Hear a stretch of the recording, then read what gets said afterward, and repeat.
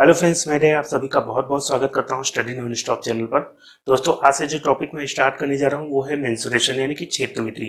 तो इसमें देखिए, क्षेत्रमिति में दो चीजें होती हैं, एक एरिया होता है और एक होता है वॉल्यूम, यानी 2D मेंसुरेशन और 3D मेंसुरेशन।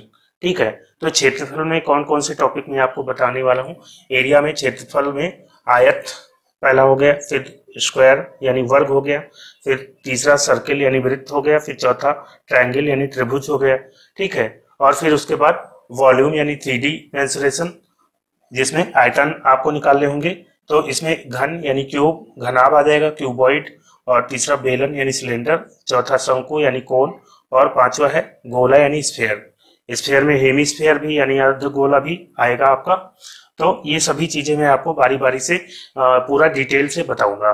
तो आज जो मैं टॉपिक स्टार्ट कर रहा हूँ वो है रेक्टेंगल यानी आयत। ये पहला टॉपिक है आपका, आयत। तो आयत को आज हम लोग पढ़ेंगे। तो आइए शुरू करते हैं। तो दोस्तों, यहाँ पे मैंने एक आयत बना लिया है, रेक्टेंगल मैंने ड्रॉ कर लिया है। तो ये आयत है, ठीक है। तो इसमें चार भुजाएं होती हैं, आपको मालूम है चार भुजाएं होती हैं। और बड़ी भुजा को क्या कहते हैं, लंबाई कहते हैं, और छोटी भुजा को कहते हैं चौड़ाई। ठीक है, चौड़ाई यानी कि ब्रेथ, और लेंथ, लेंथ को लंबाई कहते हैं। ठीक है, तो आमने सामने की भुजा जो होती हैं वो बराबर होती हैं, यानी कि एल अगर हम यहाँ पे 4 मान लेते हैं, 4 मीटर, तो इसके सामने जो ये भुजा है ये भी 4 मीटर होगी। चौड़ाई हम 3 मीटर मान लेते हैं, तो ये चौड़ाई भी 3 मीटर होगी, 3 मीटर।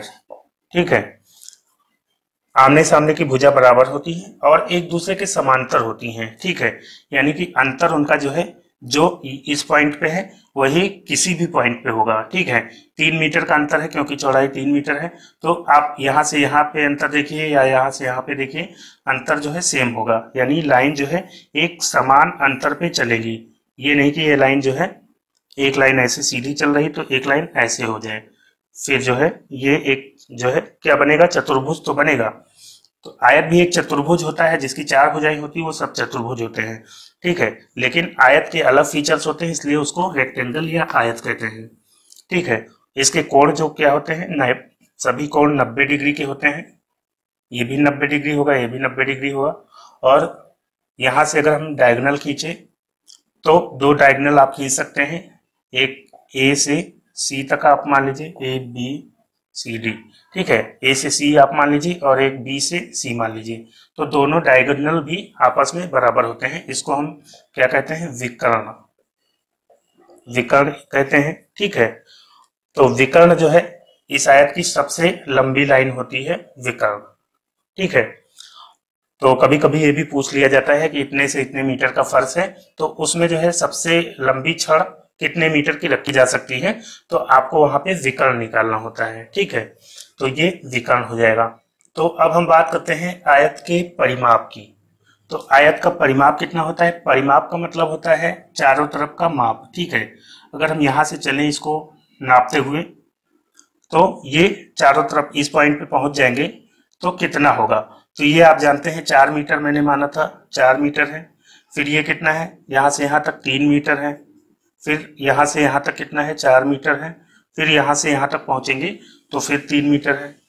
तो इसको पूरे को जोड़ेंगे तो वही होगा परिमाप, यानी चारों तरफ का माप। ठीक है, तो 4 3 7 4 11 3 14, 14 मीटर क्या है, इसका परिमाप है।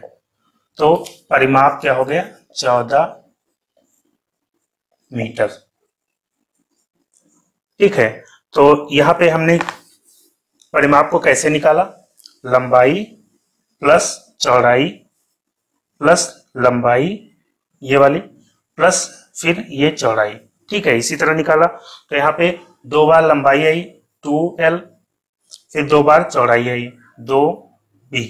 ठीक है, तो इसको हम ऐसे भी लिख सकते हैं, 2 कॉमन लेकर के 2L प्लस B। ठीक है, तो 2L प्लस B ये आयत के परिमाप का फॉर्मूला होता है। आयत का परिमाप या पेरीमीटर कहते हैं। तो वो क्या होता है, 2L plus B। 2l plus B, ये आयत का परिमाप हो गया। यानी कि अगर हम लंबाई और चौड़ाई को जोड़ करके उसका दुगना कर दें तब भी जो है हमें आयत का परिमाप प्राप्त हो जाएगा। जैसे लंबाई क्या है 4 है, चौड़ाई क्या है 3, 4 3 कितना हो गया 7, 7 हो गया l प्लस बी, और हम इसका दुगना कर देंगे तो 7 दूनी 14, यही परिमाप आपको ऐसे भी प्राप्त हो जाएगा। ठीक है, तो इस तरह से आप परिमाप निकाल सकते हैं। फिर आपको यहाँ से एक चीज ये भी पता चलती है कि अगर परिमाप का आपको मालूम है तो लंबाई और चौड़ाई का योग आपको निकालना बहुत आसान है। ठीक है, अगर परिमाप 14 है तो लंबाई और चौड़ाई का योग कितना होगा, 14 का आप आधा कर देंगे तो कितना होगा 7 हो जाएगा।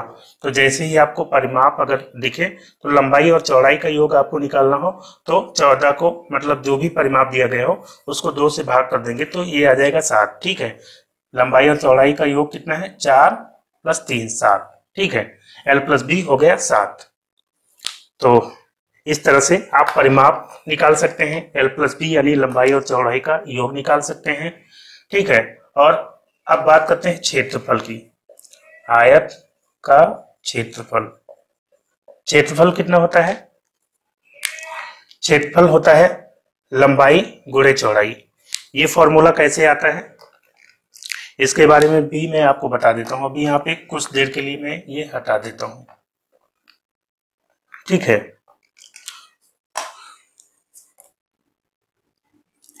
अगर यहाँ पे मैंने आपको बताया था 4 मीटर मैंने इसको माना है तो हम 1-1 मीटर पे निशान लगाते हैं। 1 2 3, 1 2 3 4 मीटर ये हो गया, और 1 2 1 2 3 मीटर ये हो गया।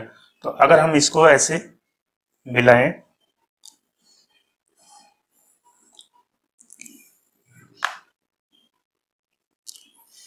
तो आप देखिए ये 1 मीटर है, ये 1 मीटर है, तो यानी कि ये 1 मीटर का वर्ग हो गया।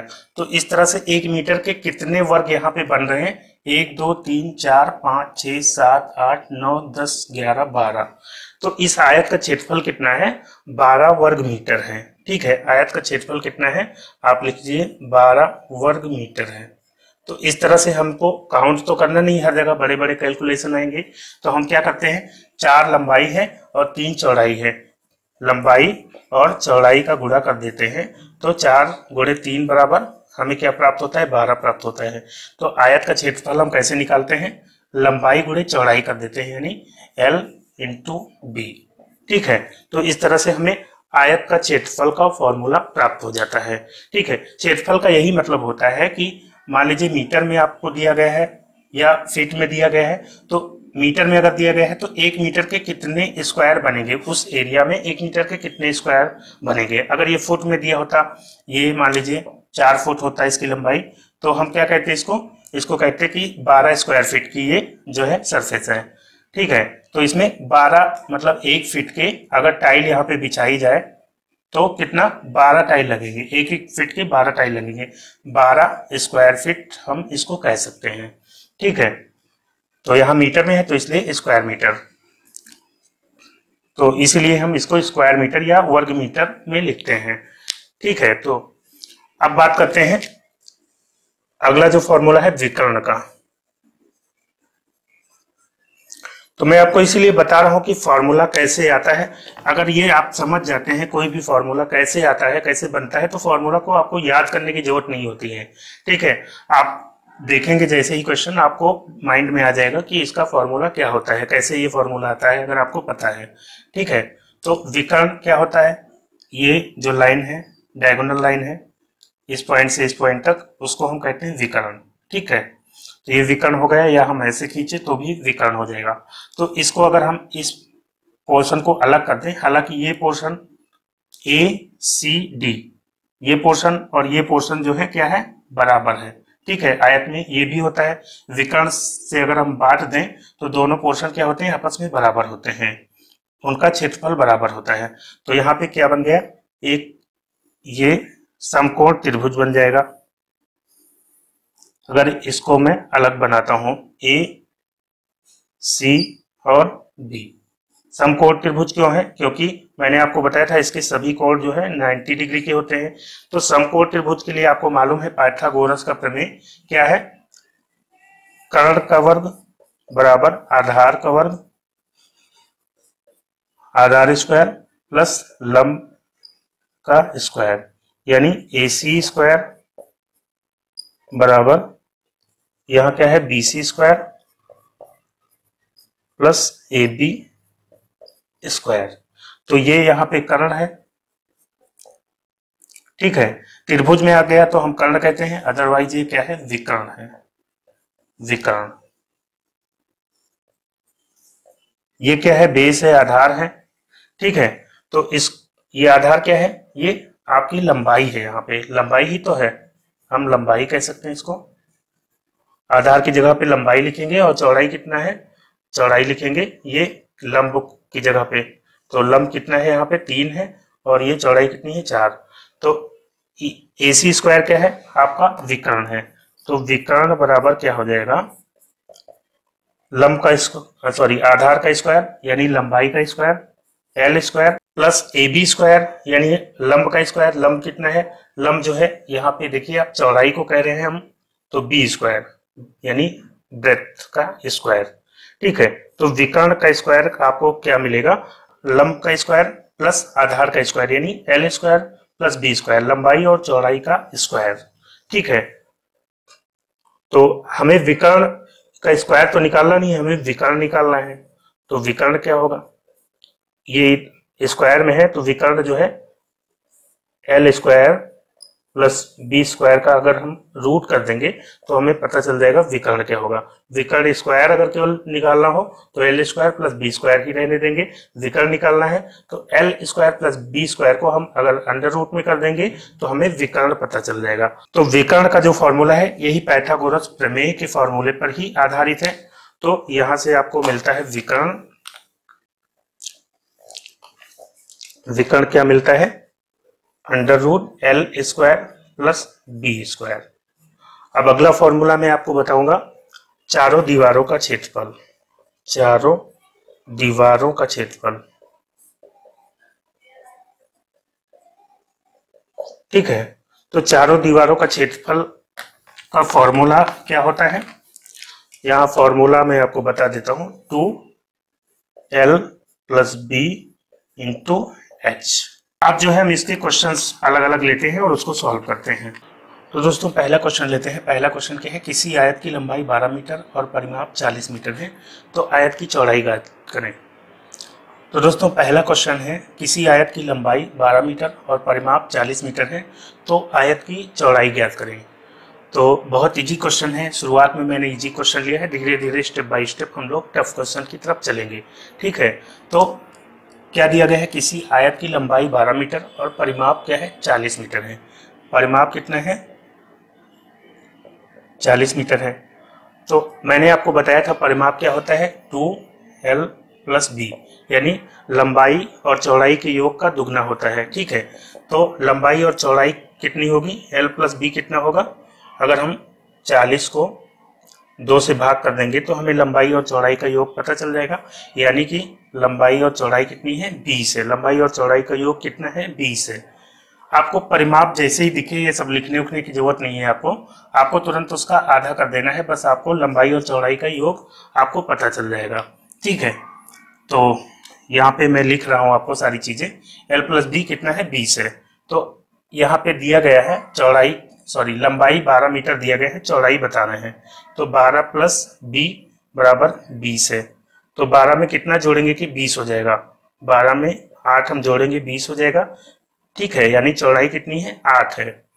तो यहाँ पे चौड़ाई आपकी आ गई 8, या फिर आपको इस तरह से अंदाजा लगाने में दिक्कत है तो आप पक्षांतर कर सकते हैं।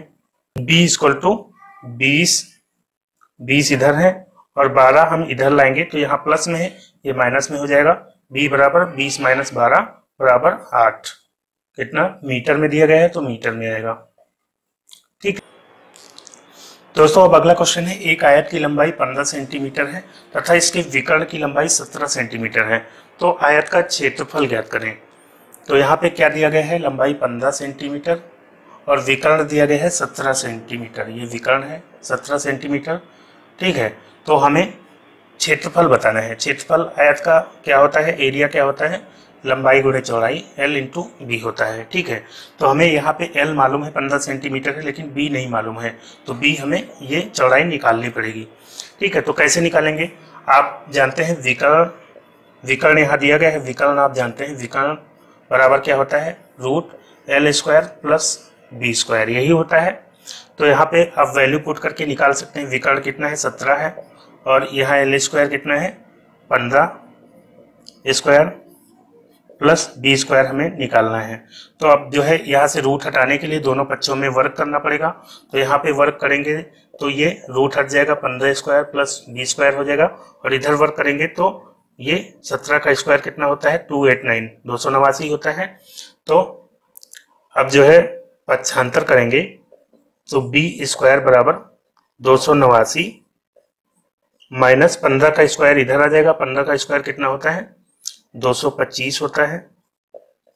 ठीक है, तो बी स्क्वायर कितना आ जाएगा? 289 से 225 माइनस करेंगे तो 64 आएगा। ठीक है, तो बी स्क्वायर बराबर 64, तो बी कितना होगा? बी होगा रूट 64, यानी कि 8 हो जाएगा। ठीक है, तो इस तरह से आप निकाल सकते हैं, लेकिन इसमें जो है थोड़ा प्रोसेस लेंदी हो जाता है, तो इस तरीके से आप मत करिएगा। इसका शॉर्ट तरीका मैं आपको बता देता हूं।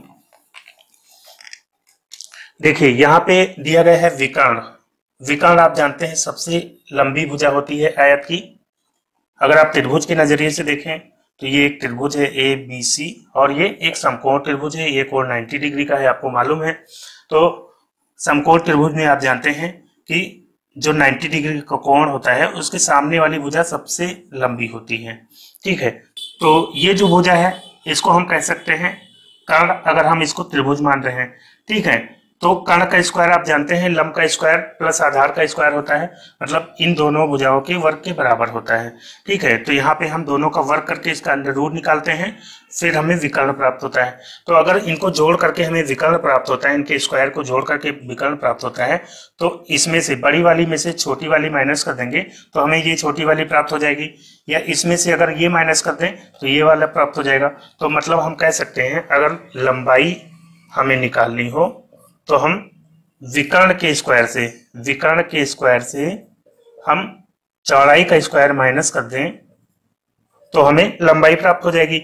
या अगर चौड़ाई निकालनी हो तो हम विकर्ण के स्क्वायर से लंबाई का स्क्वायर माइनस कर दें तो हमें चौड़ाई प्राप्त हो जाएगी। मतलब कि अगर हमें केवल विकर्ण निकालना हो, लंबाई चौड़ाई दी गई हो, तो लंबाई और चौड़ाई का स्क्वायर हम जोड़ करके उसका अंडर रूट निकाल लेंगे। अगर हमें लंबाई निकालनी हो तो विकर्ण में से चौड़ाई का स्क्वायर माइनस कर देंगे विकर्ण के स्क्वायर से, तो हमें लंबाई प्राप्त हो जाएगी। इसी तरह से चौड़ाई प्राप्त हो जाएगी। तो हमें यहाँ पे डायरेक्ट जो है क्या करना है, लिखना है अंडर रूट विकर्ण का स्क्वायर कितना है? 17 का स्क्वायर। तो यहाँ पे 17 का स्क्वायर हम करेंगे और माइनस करेंगे किसका? ये लंबाई का स्क्वायर 15 सेंटीमीटर है, ये भी 15 सेंटीमीटर है, तो 15 सेंटीमीटर हम माइनस कर देंगे 15 का स्क्वायर। ठीक है, तो ये हो जाएगा अंडर रूट 17 का स्क्वायर होता है 289 माइनस 15 का स्क्वायर 225, तो 289 से 225 जाएगा तो कितना बचेगा? Under root 64। ठीक है, अंडर रूट 64 का मान कितना है? 8 है। तो ये आ गया 8। अब आयत का क्षेत्रफल क्या हो जाएगा? आयत का क्षेत्रफल होता है लंबाई गुणे चौड़ाई। हमें मालूम हो गया लंबाई 15 है और चौड़ाई 8 है, तो 15 गुणे 8 कितना हो गया? 120 सेंटीमीटर स्क्वायर या वर्ग सेंटीमीटर। ठीक है, क्षेत्रफल हमेशा स्क्वायर में आता है, सेंटीमीटर स्क्वायर या वर्ग सेंटीमीटर या मीटर स्क्वायर, जो भी यूनिट दी गई हो। दोस्तों अब अगला क्वेश्चन है, एक आयत की लंबाई और चौड़ाई में अंतर 23 मीटर है। यदि आयत का परिमाप 206 मीटर है तो क्षेत्रफल क्या होगा? तो बहुत आसान सा क्वेश्चन है। देखिए यहाँ पे आयत का क्षेत्रफल पूछा गया है। आप जानते हैं आयत का क्षेत्रफल एरिया कितना होता है? लंबाई गुणे चौड़ाई L इंटू बी होता है। ठीक है, तो यहाँ पे लंबाई और चौड़ाई नहीं दी गई है, लंबाई और चौड़ाई में अंतर दिया गया है। तो लंबाई और चौड़ाई में अंतर कितना है? L बड़ा होता है तो L से ही B माइनस होगा। ठीक है, लंबाई से B माइनस होगा चौड़ाई, L माइनस B कितना दिया गया है? 23। लंबाई और चौड़ाई का अंतर 23 हो गया। और यहाँ पे परिमाप दिया गया है 206। आप जानते हैं कि परिमाप का अगर हम आधा कर देंगे तो हमें L प्लस B प्राप्त हो जाता है, क्योंकि L प्लस B लंबाई और चौड़ाई को जोड़ करके उसका दुगना कर देते हैं तो हमें परिमाप प्राप्त होता है। तो इसका आधा कर देंगे तो हमें L प्लस B प्राप्त हो जाएगा, यानी कि 103। 206 का आधा है 103 हुआ। तो ये दो समीकरण आपको मिल गए हैं, आप इनको भी सॉल्व करके निकाल सकते हैं एल और बी का मान। कैसे? आप प्लस और माइनस बी ये जो है कैंसिल हो जाएगा यहाँ पे जोड़ने पे, और इसको जोड़ेंगे तो ये हो जाएगा 126 और ये हो जाएगा 2l बराबर 126। तो l बराबर कितना होगा? 126 को 2 से भाग करेंगे तो ये हो जाएगा 2 छक 12 और 2 3 6 63 हो जाएगा। ठीक है, अब ये जो l आया है इसकी वैल्यू किसी भी समीकरण में रख करके आप b भी निकाल लेंगे। तो इस तरह से भी आप कर सकते हैं, या फिर जब भी आपको इस तरह से दिया गया हो, दो संख्याओं का अंतर और योग दोनों दिया गया हो, तो आप जो है बड़ी संख्या निकालने के लिए, यानी कि बड़ी संख्या क्या होगी? लंबाई। यहाँ पे लंबाई और चौड़ाई ही निकालने के लिए नहीं, कहीं भी आपको इस तरह से मिल जाए बड़ी संख्या और छोटी संख्या का जोड़ और अंतर दिया गया हो तो आप आराम से निकाल सकते हैं। तो बड़ी संख्या निकालने के लिए क्या करना पड़ता है?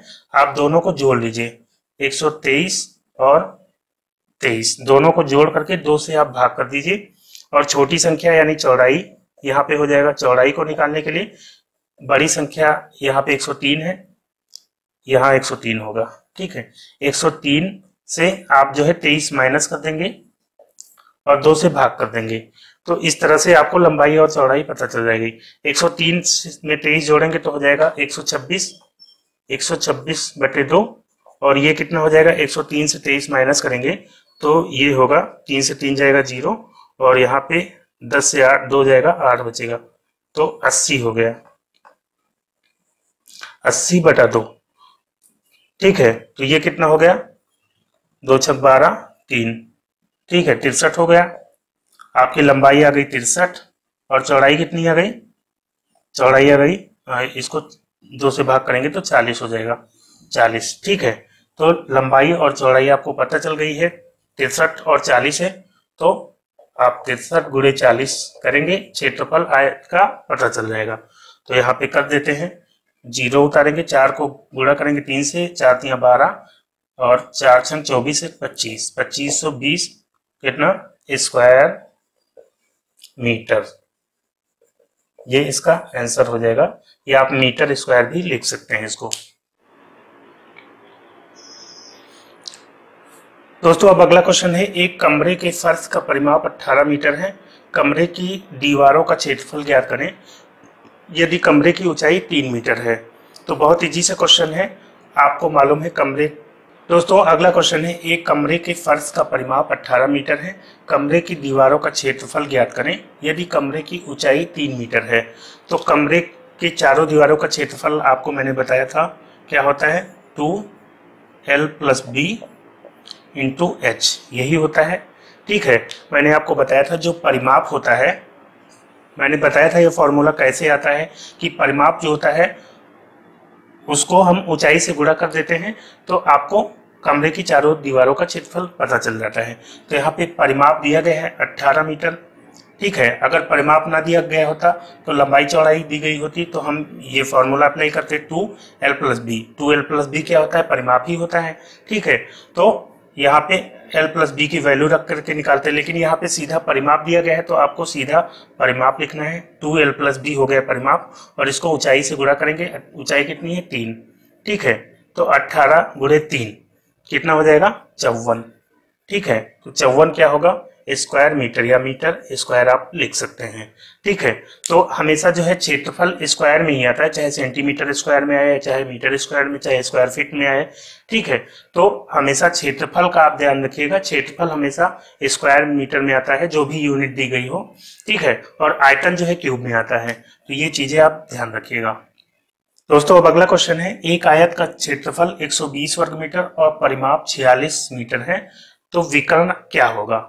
तो यहाँ पे देखिए आयत का क्षेत्रफल दिया गया है। क्षेत्रफल क्या होता है? L × b होता है। L × b कितना दिया गया है? 120। ठीक है, और परिमाप दिया गया है 46। परिमाप क्या होता है? 2l + b। तो यहाँ पे अगर l + b हमें निकालना हो तो इसका आधा कर देते हैं हम। ठीक है, पहले भी मैंने आपको बताया था। तो l + b कितना होगा? 46 का आधा हो जाएगा, 23 हो जाएगा। तो हमें l × b मालूम है, l + b मालूम है। ठीक है, 23 है और ये 120 है। तो विकर्ण हमें निकालना है। विकर्ण का फॉर्मूला आप जानते हैं क्या होता है, विकर्ण बराबर L square plus B square, under root L square plus B square, ये होता है विकर्ण या डायगोनल। ठीक है, तो विकर्ण का फॉर्मूला ये होता है। तो इसके लिए हमें एल पहले निकालना होगा। एल दिया नहीं गया है, ना बी दिया गया है। एल प्लस बी दिया गया है, एल इंटू बी दिया गया है। तो या तो आप यहाँ पे अंदाजा लगा सकते हैं कि कौन ऐसी संख्या है जिसका जोड़ 23 होता हो और जिसका गुणनफल 120 होता हो। ऐसे अगर आप अंदाजा लगा सकते हैं तो तुरंत आप इसका आंसर दे देंगे। ठीक है, तो एल प्लस बी आप जानते हैं 15 और 8 जोड़ेंगे तो 23 होगा, और 15 8 का गुणा करेंगे तो 120 होगा। 15 8 120। इस तरह से आप अंदाजा लगा करके निकाल सकते हैं कि 15 लंबाई हो जाएगी और चौड़ाई कितनी हो जाएगी, 8 हो जाएगी। ठीक है, तो अब आप फॉर्मूले में अप्लाई कर देंगे। ठीक है, तो आंसर आपको मिल जाएगा विकर्ण क्या होगा। लेकिन अगर आप अंदाजा नहीं लगा पा रहे हैं तो आप क्या करेंगे, तो यहाँ पे दिया गया है L plus B equal to 23। ठीक है, अगर हम दोनों पक्षों में स्क्वायर कर दें, एल प्लस बी का स्क्वायर कर दें और इधर भी स्क्वायर कर दें, 23 का स्क्वायर क्या होता है, 529 होता है। ठीक है, तो L plus B square equal to कितना हो गया, 529। अब आप जानते हैं ए प्लस बी का होल स्क्वायर का फॉर्मूला क्या होता है, A square plus B square plus 2ab। तो यहाँ एल प्लस बी स्क्वायर का फॉर्मूला क्या होगा, L square plus B square plus 2lb। ठीक है, यही होगा। ये किसके बराबर है, 529 के बराबर है। अब यहाँ पे आपको L square plus B square तो नहीं मालूम है, लेकिन 2lb मालूम है। lb क्या है, l इंटू बी 120 है, तो 2 गुणे 120 बराबर 529। ठीक है, तो अब यहाँ पे L square plus B square आप करेंगे, प्लस 120 का दूना हो जाएगा कितना, 240 इक्वल टू 529 है। और 240 को मैं इधर ले जाऊंगा तो ये प्लस में है, माइनस में हो जाएगा। ठीक है, तो यहाँ पे एल प्लस बी स्क्वायर बराबर 529 माइनस 240, माइनस करेंगे तो 9 से 0 जाएगा, बचेगा 9, और यहाँ पे 12 से 4 जाएगा तो बचेगा 8, तो यहाँ बचेगा 4, 4 से 2 जाएगा तो बचेगा 2। ठीक है, तो ये हो गया 289 एल प्लस बी का स्क्वायर। ठीक है, हमें क्या निकालना है, एल स्क्वायर प्लस बी का स्क्वायर क्या है, 289। विकर्ण आप जानते हैं कि under root L square plus B square होता है विकर्ण। तो हमें L square plus B square पता चल गया है, 289 है, तो हम इसी का अंडर रूट कर देंगे। ठीक है, तो हमें विकर्ण पता चल जाएगा। तो 289 का अंडर रूट क्या होगा, 17 होगा। तो यही आंसर हो जाएगा।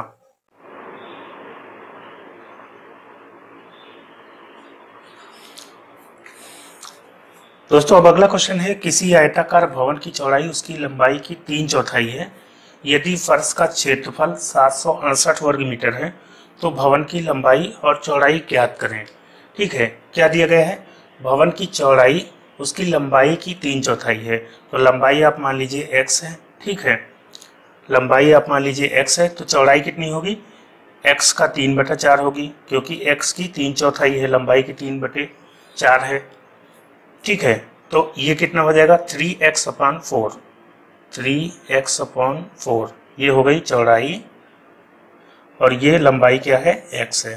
ठीक है, तो क्या दिया गया है, क्षेत्रफल। क्षेत्रफल क्या होता है, लंबाई गुणे चौड़ाई, यानी x गुणे 3x/4 इक्वल टू कितना है, 768। ठीक है, यही है। अब जो है x और 3x का गुणा करेंगे तो क्या हो जाएगा, 3x स्क्वायर हो जाएगा इक्वल टू 768। यहाँ नीचे 4 है, इस 4 को हम इधर ला सकते हैं तो गुणे में हो जाएगा। ठीक है, और ये जो 3 है गुणे में, इसको अगर इधर लाएंगे तो ये बटे में हो जाएगा। पक्षांतर करने पर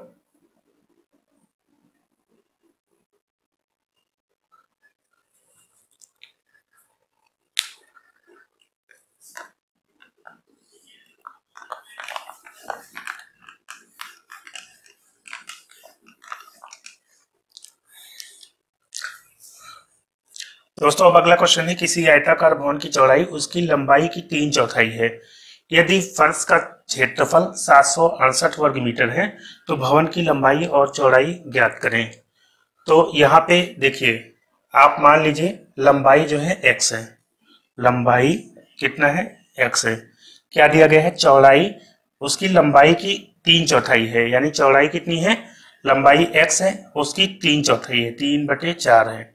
ठीक है, तो ये हो गई चौड़ाई, कितना हो जाएगी 3x/4। तो यहाँ पे क्या दिया गया है,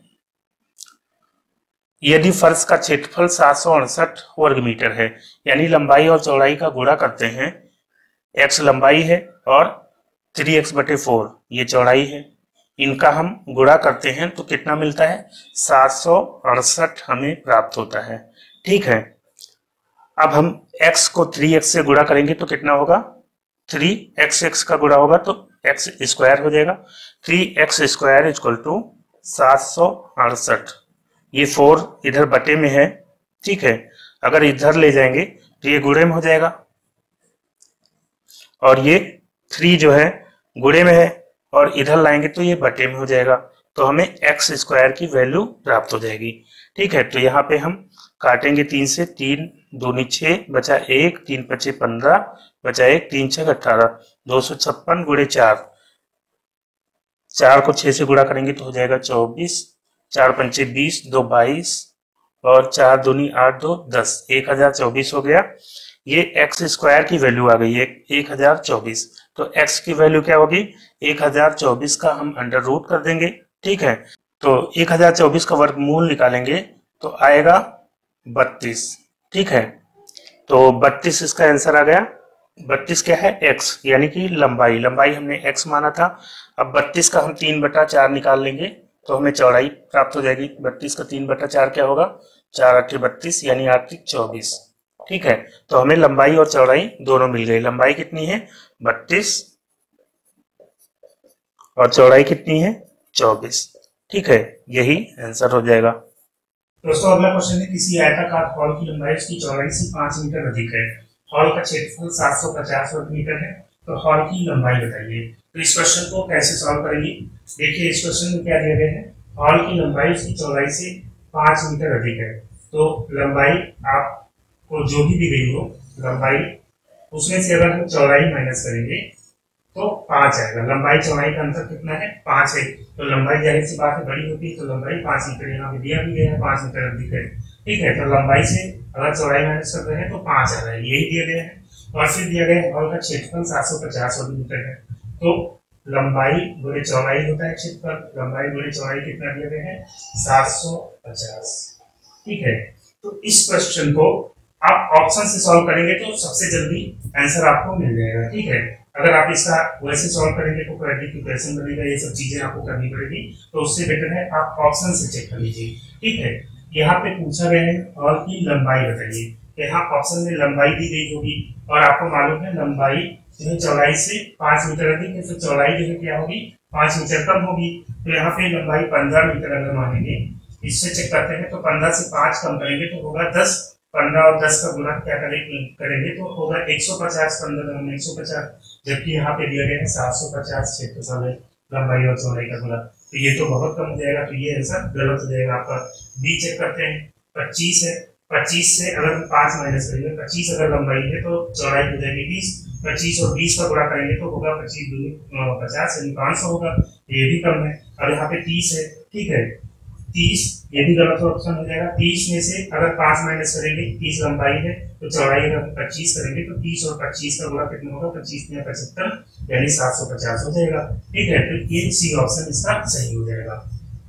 और इसको अगर आप वैसे करते तो आपको क्वाड्रेटिक इक्वेशन बनाना पड़ता है या फिर और किसी तरीके से करते तो आपको जो है टाइम लगता है। यहाँ पे ऑप्शन आपको एग्जाम में मिलते ही है, ऑप्शन से आप डायरेक्ट कर सकते हैं। दोस्तों अगला क्वेश्चन है, किसी आयत की लंबाई तथा चौड़ाई का अनुपात 3:2 है तथा परिमाप 20 सेंटीमीटर है, तो आयत का क्षेत्रफल बताइए। तो यहाँ पे परिमाप दिया गया है 20 सेंटीमीटर। ठीक है, लंबाई अनुपात चौड़ाई क्या दिया गया है 3:2। ठीक है, और परिमाप कितना दिया गया है 20 सेंटीमीटर, यानी कि L प्लस बी क्या होगा, 20 का आधा होगा, 10 सेंटीमीटर होगा। ठीक है, अब जो है 10 सेंटीमीटर को 3:2 के अनुपात में बांट लीजिए, तो आपको पता चल जाएगा लंबाई और चौड़ाई क्या है, फिर आप क्षेत्रफल निकाल देंगे। तो इसको हम कैसे बांटते हैं, देखिए इनका अनुपातिक योग कितना है, 5 है, 3 2 5। ठीक है, तो आप जो है 10 को अगर ये 3 वाले रेशियो का निकालना है तो 10 गुणे 3/5 कर दीजिए, और चौड़ाई निकालनी है 10 गुणे 2/5 कर दीजिए। ठीक है, तो ये कितना हो गया, 5 दूनी 10, 2 3 6 आ गया लंबाई, और 5 दूनी 10, 2 दूनी 4 आ गया चौड़ाई, 6 चौको 24 आ गया क्षेत्रफल। ठीक है, लंबाई में चौड़ाई करेंगे, क्षेत्रफल आ जाएगा 24 वर्ग सेंटीमीटर, वर्ग सेमी या फिर सेंटीमीटर स्क्वायर में आप लिख सकते हैं। दोस्तों अगला क्वेश्चन है, 200 मीटर पूरे 180 मीटर आयताकार क्षेत्र के चारों ओर 10 मीटर चौड़ा रास्ता है, रास्ते का क्षेत्रफल क्या होगा। तो कैसे करेंगे इसको, देखिए आयताकार क्षेत्र दिया गया है, तो क्षेत्र हम बना लेते हैं आयताकार। इसकी लंबाई 200 मीटर दी गई है, 200 मीटर, और चौड़ाई है 180 मीटर। ठीक है, इसके चारों तरफ जो है 10 मीटर चौड़ा रास्ता है, ये रास्ता हमने बना लिया 10 मीटर।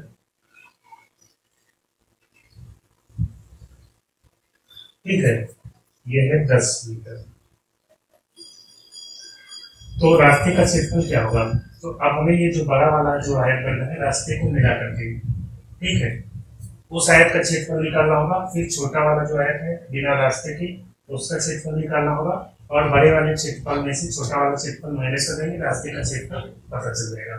तो जो छोटा वाला क्षेत्र आयत है उसका तो हमें पता है लंबाई चौड़ाई, बड़े वाले का कितना होगा आपको मालूम है, ये 10 मीटर रास्ता चौड़ा है, 10 मीटर इधर भी चौड़ा होगा, 10 मीटर इधर भी चौड़ा होगा। तो अगर इसकी चौड़ाई की बात करें तो 180 है, 10 मीटर इधर बढ़ेगा यानी 190 हो जाएगा, 10 मीटर इधर बढ़ेगा यानी कि 200 हो जाएगा। तो ये जो दूरी हो जाएगी ये कितनी हो जाएगी, 200 मीटर। और इसी तरह से ये लंबाई कितनी हो जाएगी, लंबाई 200 मीटर ये टोटल है, यहाँ 10 मीटर पड़ेगा 210 हो जाएगा, यहाँ 10 मीटर पड़ेगा तो 220 हो जाएगा, 220। तो बड़े वाले आयत का क्षेत्रफल कितना होगा, लंबाई गुणे चौड़ाई 220 गुणे 200, और इसमें से छोटे वाले आयत का क्षेत्रफल माइनस करना है। छोटे वाला आयत का क्षेत्रफल क्या है, 200 गुणे 180। ठीक है, बस इसी को आपको सॉल्व करना है। 220 को 200 से गुणा करेंगे तो होगा 0, 3 बार 0 लगेगा, 22 दूनी 44। ठीक है, माइनस यहाँ 18 दूनी 36 और 3 0 लगाइए। अब 44,000 में से 36,000 माइनस कर दीजिए तो 14 से 6 जाएगा, 8 बचेगा, और यहाँ बस 8,000 ये क्षेत्रफल आ जाएगा। इसका रास्ते का जो क्षेत्रफल आ गया वो आ गया 8,000 स्क्वायर मीटर। दोस्तों अगला क्वेश्चन है, किसी आयताकार क्षेत्र की लंबाई तथा चौड़ाई का अनुपात 7:4 है। एक 4 मीटर चौड़ा रास्ता जो क्षेत्र के चारों ओर है का क्षेत्रफल 416 वर्ग मीटर है, तो क्षेत्र की चौड़ाई ज्ञात करें। तो ये क्वेश्चन थोड़ा सा डिफिकल्ट है, इसको ध्यान से देखिएगा, इसको कैसे करते हैं। तो दिया गया है किसी आयताकार क्षेत्र की लंबाई तथा चौड़ाई का अनुपात 7:4 है, तो एक आयताकार हमने क्षेत्र बना लिया।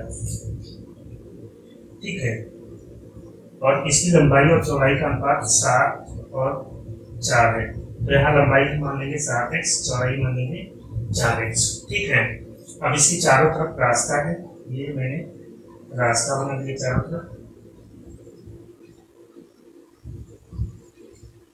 ठीक है, रास्ते की चौड़ाई दिया गया है 4 मीटर है, ये चौड़ाई जो है 4 मीटर है, और रास्ते का क्षेत्रफल दिया गया है 416, इसका जो क्षेत्रफल है ये 416 दिया गया है।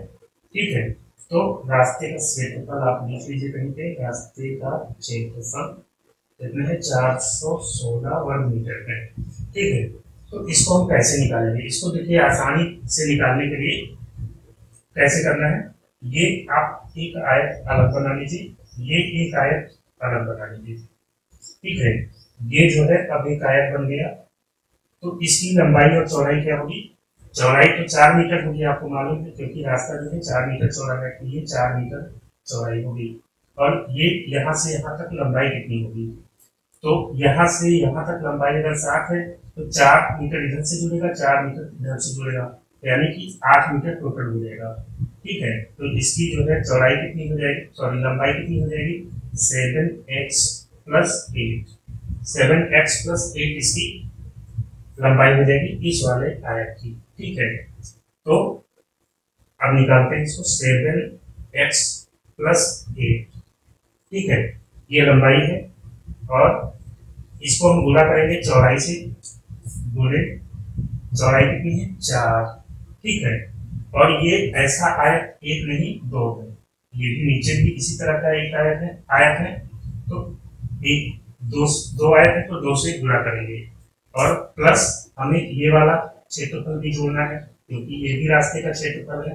तो ये जो आयत है ये वाला, इसकी लंबाई चौड़ाई कितनी है, इसकी लंबाई यहां से यहां तक है। ठीक है, तो इसकी लंबाई तो 4x होगी, 4x और प्लस सॉरी 4x इंटू 4, लंबाई हो गई 4x और चौड़ाई कितनी है 4 मीटर। ठीक है, 4x इंटू 4 और गुणे 2 करेंगे क्योंकि ऐसे 2 आयत हैं। ठीक है, तो जब ये हम कैलकुलेशन पूरी करते हैं, ठीक है, ये वाला क्षेत्रफल, इन दोनों आयत का क्षेत्रफल और इन दोनों आयत का क्षेत्रफल को हमने आपस में जोड़ा, तो रास्ते का क्षेत्रफल कितना है 416 आ गया। ठीक है, अब इसको हम सॉल्व कर लेंगे, यहाँ इसको 416 रखेंगे ताकि जगह रहे अभी। तो यहाँ पे 4 को गुणा करेंगे इससे, या 4 दूनी 8 यहाँ कर दिया हमने, 4 दूनी ये हो गया टोटल 8, इसको 8 लिख लीजिए। अब 8 से इसको गुणा करेंगे, 8 सत्ते 56x प्लस 8 को 8 से गुणा करेंगे तो हो जाएगा 64 प्लस, अब यहाँ पे 4x प्लस 4 है तो 4 दूनी 8, 4x इंटू 4 है तो 4 दूनी 8 और 8 को 4 में गुणा करेंगे तो हो जाएगा 32x। ठीक है, 56x plus 64 plus 32x equal to कितना है 416। ठीक है, तो 56x और 32x जुड़ जाएगा, 56 और 32 कितना होगा 6 2 8 और 5 3 8, 88x प्लस 64 बराबर 416। अभी 64 हम इधर लाएंगे तो माइनस में हो जाएगा, मैंने इधर कर दिया 64 को, तो 88x इक्वल टू 416 माइनस 64 हम लिख सकते हैं। ठीक, तो 416 से 64 माइनस करेंगे तो 6 से 4 जाएगा तो बचेगा 2। ठीक है, और यहाँ पे 1 से 6 नहीं जाएगा, 11 से 6 माइनस करेंगे तो बचेगा 5 और यहाँ बचा 3, तो 88x बराबर 352 आ गया, 88x बराबर 352 आ गया। तो x की वैल्यू क्या होगी, हम 88 से भाग कर देंगे। ठीक है, x की वैल्यू 88 से भाग करेंगे तो ये 11 से पहले भाग करके देखते हैं, 11 8 88 और इसको काटेंगे, 11 3 35 बचा तो 22 हो जाएगा, 11 दूनी 22, 8 तो 8 832, तो x की वैल्यू आ गई कितनी 4। ठीक है, अब यहाँ चौड़ाई बताने की, तो चौड़ाई कितनी माना था हमने 4x। ठीक है, तो x की वैल्यू 4 है तो चौड़ाई कितनी हो जाएगी 4 गुणे 4 बराबर 16।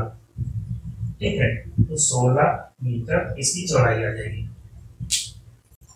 दोस्तों अब अगला क्वेश्चन लेते हैं। अगला क्वेश्चन है, एक आयत की लंबाई में 60% की वृद्धि की जाए तो चौड़ाई में कितने प्रतिशत की कमी करें कि क्षेत्रफल समान रहे। तो इस तरह के क्वेश्चन को सॉल्व करने का एक तरीका मैं आपको बताऊंगा जिससे आप बहुत ही इजीली इस तरह के क्वेश्चन सॉल्व करेंगे। ठीक है, तो इस तरह का क्वेश्चन एक तो इस तरह आ सकता है कि पहले आपको दिया रहेगा, एक आयत की लंबाई में भी दिया जा सकता है, चौड़ाई में भी दिया जा सकता है कि लंबाई या चौड़ाई में 60% या जितने भी प्रतिशत की वृद्धि की जाएगी तो चौड़ाई में या लंबाई में कितने प्रतिशत की कमी करना पड़ेगा कि क्षेत्रफल समान रहेगा। तो इस तरह आएगा, या तो पहले आपको इस तरह दिया जाएगा, एक आयत की लंबाई में 60% की कमी की जाए या चौड़ाई में 60% की कमी की जाए तो उसकी लंबाई या चौड़ाई में कितने प्रतिशत की वृद्धि करना पड़ेगा कि क्षेत्रफल समान रहे। तो दोनों कंडीशन में मैं आपको फॉर्मूला बता देता हूँ। ठीक है, तो मान लीजिए दिया जाता है लंबाई या चौड़ाई कुछ भी दिया जा सकता है, दोनों का तरीका सेम होगा। तो लंबाई या चौड़ाई यानी भुजा आप लिखेंगे, भुजा में x प्रतिशत की अगर वृद्धि होती है, x प्रतिशत की यदि वृद्धि की जाती है तो प्रतिशत आपको निकालना पड़ेगा कि कितने प्रतिशत कमी करना है। तो आप लिखेंगे 100 गुणे x, जितना प्रतिशत आपको दिया गया है वृद्धि की गई, और फिर लिखेंगे 100 प्लस x, 100 इंटू एक्स बटे 100 प्लस x। ठीक है, ये तो हो गया अगर भुजा में वृद्धि की जाती है तो कितना कमी करना पड़ेगा, कितने प्रतिशत, उसके लिए।